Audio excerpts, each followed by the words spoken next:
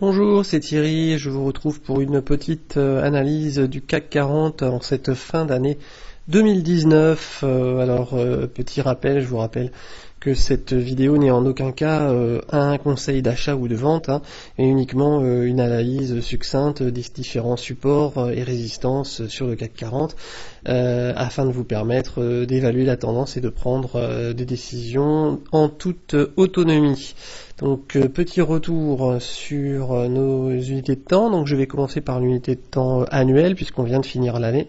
Alors on va pas bouder le plaisir. Vous voyez qu'après 2 années d'hésitation en 2017 et 2018 qui se heurtaient à la ligne ici qui correspond au haut du Marubozu, du Carrésime Marubozu rouge de l'année 2008, eh bien on a finalement décidé de franchir cette zone de résistance.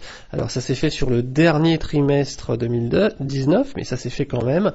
Ceci étant, est-ce que la voie est libérée maintenant vers quelque chose de plus haut? On va le voir plus en détail sur les unités plus courtes, mais la première chose qu'on voit, c'est que nous approchons déjà en unité annuelle d'une bande de Bollinger, vous voyez, qui se trouve dans la zone des 6200 qui est horizontale, tout comme sa consoeur inférieure. Donc attention, la zone des 6200 qui correspond également au plus haut de l'année 2007, vous voyez ici. Donc finalement, eh bien, juste au-dessus, nous avons également une zone de résistance graphique assez importante puisqu'on est en unité de temps annuelle. Alors, si je passe maintenant sur les unités de temps inférieures, on va aller sur l'unité trimestrielle et l'unité mensuelle pour regarder vraiment les unités assez longues. Alors en mensuel, vous voyez qu'on peut découper entre le plus haut vraiment des années 2000 et le plus bas de 2002 et puis qui a été retesté en 2009. On peut découper horizontalement en 2 moitiés de range ce CAC 40 et nous avons après être revenu tester cette zone des 4710 environ là, nous avons validé cette zone qui correspondrait également à un couloir haussier en violet dans lequel on se trouve maintenant depuis 2008, et nous avons fortement rebondi, et enfin nous avons décidé finalement de dépasser la zone dont je parlais tout à l'heure, vous voyez sur le dernier trimestre, effectivement la zone des 5650, nous l'avons dépassé nettement sur le dernier trimestre 2019. Alors maintenant, nous arrivons déjà effectivement en contact avec les plus hauts de 2007-2008, vous voyez cette zone de résistance ici, on est d'ailleurs allé la toucher très légèrement vers 6050, elle correspond aussi à la bande de Bollinger supérieure de cette unité de temps là. Donc 6200 au trait du crayon sur l'unité annuelle, mais ça commence dès les 6050, vous voyez, sur l'unité trimestrielle, d'autant que si on regarde sur l'unité mensuelle, vous vous rappelez de mon petit report de range de 500 points que j'évoquais dans les vidéos précédentes, eh bien nous y sommes, c'est pas d'ailleurs ça passe pas par les 500 points pile, c'est un report de range de 500 points mais à 4550, 5050, 5550, et donc moi j'attendais qu'on aille chercher non pas 6000 mais bien entendu 6050 pour regarder un petit peu ce qui se passait. On est allé chercher 6050, on l'a vraiment en intraday vendredi dernier dépassé je crois d'une quinzaine de points, et puis on est retourné en dessous très rapidement. Donc pour l'instant le jalon suivant joue son office pour l'instant de résistance et a, en tout cas pour le moment, renvoyé les cours un petit peu vers le bas. Alors attention, on se trouve également dans une conjonction un petit peu embêtante au niveau résistance également par rapport à d'autres indicateurs que ceux des prix, des indicateurs techniques. Alors je vais basculer, je vais mettre à gauche l'unité mensuelle et à droite je vais nous mettre l'unité hebdomadaire pour que vous voyez de quoi je parle. Je parle de la MACD, vous voyez ici que nous avons un axe de propagation vert, j'attendais qu'on arrive à son contact, j'en parlais depuis 2 ou 3 mois dans mes analyses précédentes, et bien ça y est, mois de décembre clôturé, nous sommes au contact de cet axe de propagation, donc là il va vraiment falloir regarder ce qui se passe très attentivement sur la MACD et sur les prix, puisque nous avons à la fois donc cette résistance à 6050 et puis la MACD qui se heurte à l'axe de propagation. Donc il va falloir sans l'anticiper regarder le sens de sortie, est-ce que la MACD traverse l'axe ou rebondit à la baisse, et comment réagissent les prix par rapport à tout cela. Au niveau hebdomadaire, nous avons la même configuration, nous avons encore une fois 1, 2, 3 et maintenant 4, nous arrivons là sur toujours un autre axe de propagation en rouge sur la MACD également. Donc à nouveau, conjonction d'une résistance MACD potentielle à la fois sur l'unité mensuelle et sur l'unité hebdomadaire. Je vous rappelle qu'en hebdomadaire, j'avais tracé une figure de flag, vous voyez, de continuation haussière ici suite à le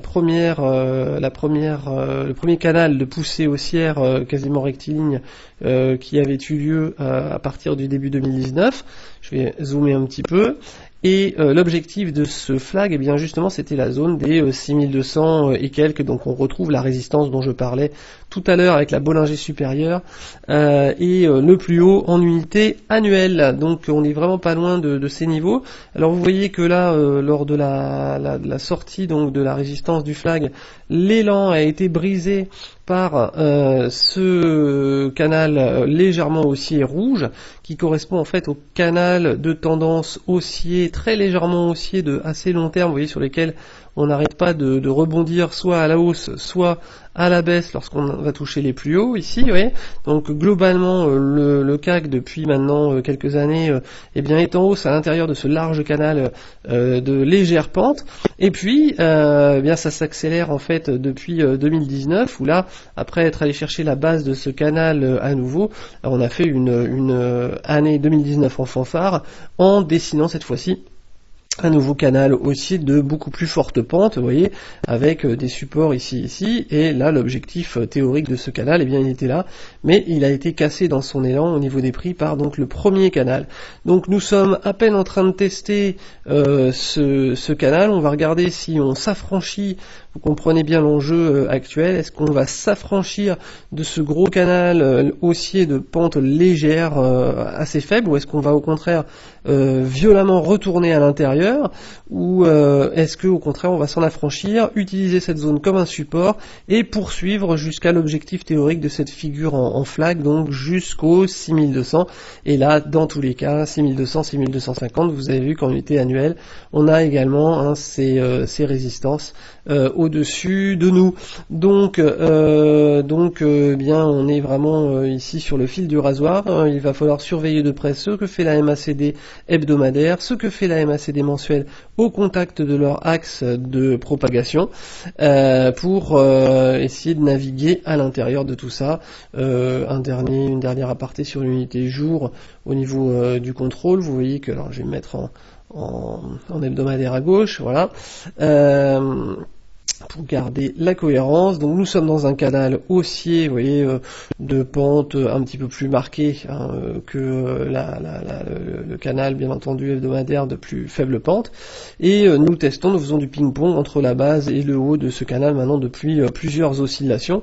On a commencé ici fin août, donc eh bien on va suivre ce canal en notant toutefois là que sur les dernières bougies nous avons le début éventuellement d'une synchronisation baissière des cycles et potentiellement le croisement baissier encore à confirmer sur une ou deux bougies de la MACD. Donc attention, parce que ça pourrait donc poursuivre la baisse de la puissance cycle sur l'unité hebdomadaire, et si on continue de descendre sur la puissance cycle hebdomadaire, eh bien on pourrait à nouveau assister à une synchronisation baissière des deux puissances cycle qui pourrait également contaminer l'unité mensuelle.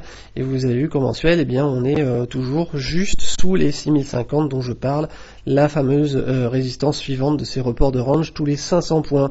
Donc moralité, pour conclure, nous nous trouvons pile sur un aiguillage de moyen terme sur les unités mensuelles et hebdomadaires. Et il va falloir être très prudent parce que graphiquement et techniquement on est juste sous des résistances importantes, et donc il va falloir regarder si les prix parviennent à s'affranchir de ces résistances ou au contraire si on en profite pour entamer une correction d'une certaine ampleur qui pourrait nous ramener, tester dans un premier temps le couloir haussier hebdomadaire ici de plus forte pente, vous voyez, pourquoi pas dans la zone dans les semaines qui viennent, donc pour le mois de janvier des 5600. Et puis sur une plus vaste échéance, si on s'en réfère à ce graphe mensuel avec, vous voyez, ces montées en escalier avec des amplitudes de 500 points, bien, si on ne parvient pas à franchir les 6050 rapidement, eh bien nous aurons peut-être alors un retest toujours de cette zone des 5550. Ici, vous voyez, si jamais elle est enfoncée, alors ça c'est encore pour des mois, les mois d'après, rien n'est dit du tout. Si jamais on l'enfonce, eh bien on reteste à ce moment-là de la zone des 5050. Pour l'instant, on n'en est pas là. On est en train de flirter avec les 6050 juste au-dessus. On a eu un premier contact qui a entraîné des dégagements au niveau journalier, vous voyez, de petits dégagements de faible ampleur.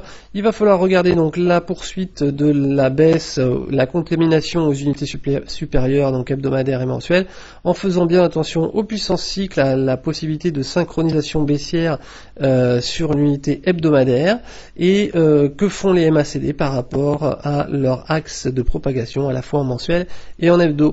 Voilà, j'espère que ceci vous aura servi. Je vous souhaite d'excellents trades pour ce début d'année.